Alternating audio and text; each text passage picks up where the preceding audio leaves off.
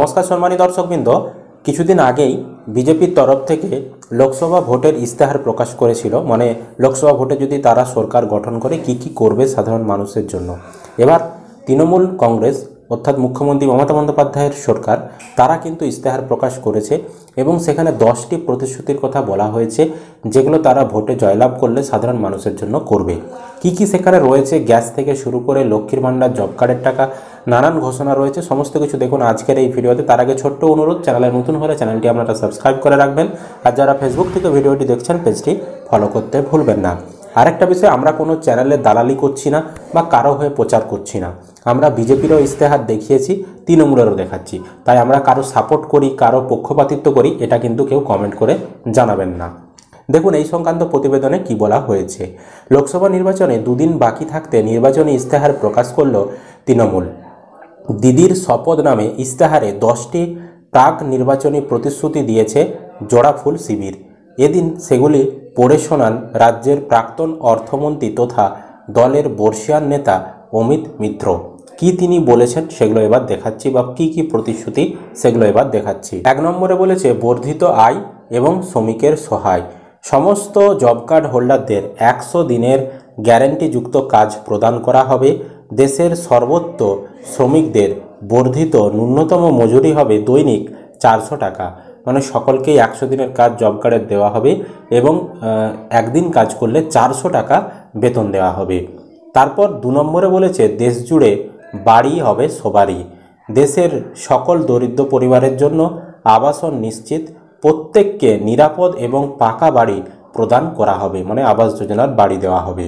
3 নম্বরে বলেছে জ্বালানির জ্বালা কমবে, দেশের জ্বালা ঘুঁচবে। দরিদ্র সীমার নিচে থাকা পরিবারগুলিকে বছরে 10টি করে রান্নার গ্যাস বিনামূল্যে দেওয়া হবে, যাতে পরিশ্রুত রান্নার জ্বালানি পেতে পারেন সকলে। এর মাধ্যমে পরিবেশ বান্ধব রন্ধনের অভ্যাস বাড়ানো যাবে। দেখুন এখানে বলা হয়েছে 10টি করে রান্নার গ্যাস বিনামূল্যে দেওয়া হবে, যারা দরিদ্র সীমার নিচে রয়েছে সেই সকল পরিবারকে বছরে 10টা করে দেবে। তারপর বলেছে অনেক হয়েছে শাসন, এবার দুয়ারে রেশন। প্রতি মাসে রেশন কার্ড হোল্ডারদের বিনামূল্যে 5 কেজি রেশন দেওয়া হবে। তাতে থাকবে চাল, গম, শস্য। প্রত্যেক সুবিধাভোগীর বাড়ির দোরগোড়ায় বিনামূল্যে পৌঁছে দেওয়া হবে সেই রেশন। তারপর বলেছে আমাদের অঙ্গীকার, নিরাপত্তা বাড়বে সবার। প্রান্তিক জনগোষ্ঠীর যুবকদের উন্নতির স্বার্থে অন্যান্য অনগ্রসর শ্রেণী, তপশিলি জাতি এবং উপজাতির জন্য উচ্চ শিক্ষা বৃত্তি বাড়ানো হবে। 60 বছরের বেশি বয়সীদের বার্ধক্য ভাতা বৃদ্ধি করে প্রতি মাসে 1000 টাকা করে দেওয়া হবে। বছরে 12,000 টাকা তারা পাবেন। অর্থাৎ এটা ভাতাটা বৃদ্ধি হবে, সেরকমটাই বলা হচ্ছে। তারপর বলেছে বর্ধিত আয় নিশ্চিত, এবার ফুটবে হাসি অন্নদাতার।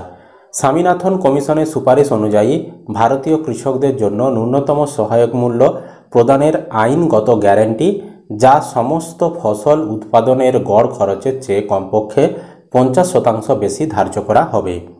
তারপর 7 নম্বরে বলেছে স্বল্প মূল্যে পেট্রোপণ্য, ভারতবর্ষে সকলে ধন্য। পেট্রোল, ডিজেল এবং এলপিজি সিলিন্ডারের দাম সাশ্রয়ী মূল্যে সীমাবদ্ধ করা হবে। দামের ওঠানামা পরিচালনা করার জন্য প্রাইস স্টেবিলাইজেশন ফান্ড তৈরি করা হবে দেশে। তারপর 8 নম্বরে বলেছে নিশ্চিন্ত ভবিষ্যৎ অর্জন, যুবশক্তির গর্জন। 25 বছর পর্যন্ত সব স্নাতক এবং ডিপ্লোমা হোল্ডারকে দক্ষতা এবং কর্মসংস্থান বাড়াতে 1 বছরের শিক্ষানবিশ প্রশিক্ষণ প্রদান করা হবে। অর্থনৈতিকভাবে নিজেদের সহায়তা করার জন্য মাসিক বৃত্তি প্রদান করা হবে। উচ্চশিক্ষা গ্রহণকারী শিক্ষার্থীদের 10 লক্ষ টাকা পর্যন্ত স্টুডেন্ট ক্রেডিট কার্ড প্রদান করা হবে। তারপর 9 নম্বরে বলেছে স্বচ্ছ আইন, স্বাধীন ভারত। ধোঁয়াশাযুক্ত সিএএ আইন বিলুপ্ত করা হবে, বন্ধ করে দেওয়া হবে এনআরসি। অভিন্ন দেওয়ানি বিধি ভারত জুড়ে প্রয়োগ করা হবে না, এটাই বলা হয়েছে 9 নম্বর প্রতিশ্রুতিতে। এবার 10 নম্বর এগিয়ে বাংলা, এগোবে ভারত। বাংলার কন্যাশ্রী প্রকল্পের সঙ্গে সামঞ্জস্য রেখে 13 থেকে 18 বছর বয়সী মেয়েদের শিক্ষার জন্য বার্ষিক 1000 টাকা এবং এককালীন 25,000 টাকা অনুদান দেওয়া হবে। লক্ষ্মীর ভাণ্ডারের সঙ্গে সামঞ্জস্য রেখে সব মহিলাকে মাসিক আর্থিক সহায়তা দেওয়া হবে। এছাড়াও আয়ুষ্মান ভারত স্বাস্থ্য বিমার পরিবর্তে উন্নততর স্বাস্থ্যসাথী বিমা চালু করা হবে দেশে, যা 10 লক্ষ টাকার বিমার সুবিধা প্রদান করবে। এবার দেখুন, এই যে 10টি প্রতিশ্রুতি, এই প্রতিশ্রুতি তৃণমূল সরকার কখন পালন করবে, এটা হচ্ছে সবথেকে বড় বিষয়। আমাদের পশ্চিমবঙ্গে মোট 42টা আসন রয়েছে, 42টা আসন থেকে তৃণমূল প্রতিদ্বন্দ্বিতা করছে। তো এই 42টার মধ্যে জটাই জিতুক বা জটাতেই হারুক, তার সঙ্গে এই প্রতিশ্রুতি পূরণের কোনো সম্পর্ক নেই। তো প্রতিশ্রুতি যখন আজকে এই যে ইস্তেহারটা প্রকাশ করা হয়েছে, সেখানে পরিষ্কার কিন্তু তৃণমূলের প্রতিনিধিরা অমিত মিত্র আরে যারা ছিলেন, চন্দ্রিমা ভট্টাচার্য আরে যারা ছিলেন, ওনারা কিন্তু বলেই দিয়েছেন যে এই প্রতিশ্রুতিটি একমাত্র তখনই পূরণ করা হবে যখন যে ইন্ডিয়া জোটে তো কংগ্রেস রয়েছে, তৃণমূল রয়েছে, আরও অন্যান্য দল রয়েছে, সবাই মিলে বিরোধীরা একসঙ্গে জোট করে বিজেপির বিরুদ্ধে লড়ছে। তো দিল্লির যে ইন্ডিয়া জোট, সেখানে তৃণমূলও রয়েছে।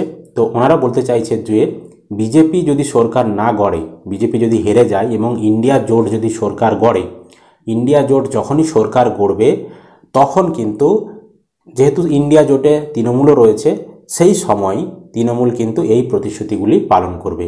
বাংলা থেকে তৃণমূল জিতুক বা হারুক, সেই ক্ষেত্রে কিন্তু এই প্রতিশ্রুতি পূরণ হবে না।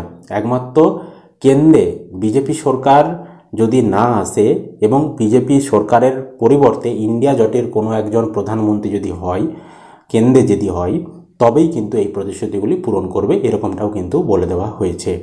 এই ছিল আজকের আপডেট। আপনাদের কি মতামত এই প্রতিশ্রুতিগুলি সম্পর্কে অবশ্যই কিন্তু কমেন্ট করে জানাবেন। ভিডিও ভালো লাগলে লাইক করতে ভুলবেন না। ইউটিউব থেকে দেখলে চ্যানেলটি সাবস্ক্রাইব করে রাখবেন, আর যারা ফেসবুক থেকে ভিডিওটি দেখছেন অবশ্যই পেজটি ফলো করে রাখবেন।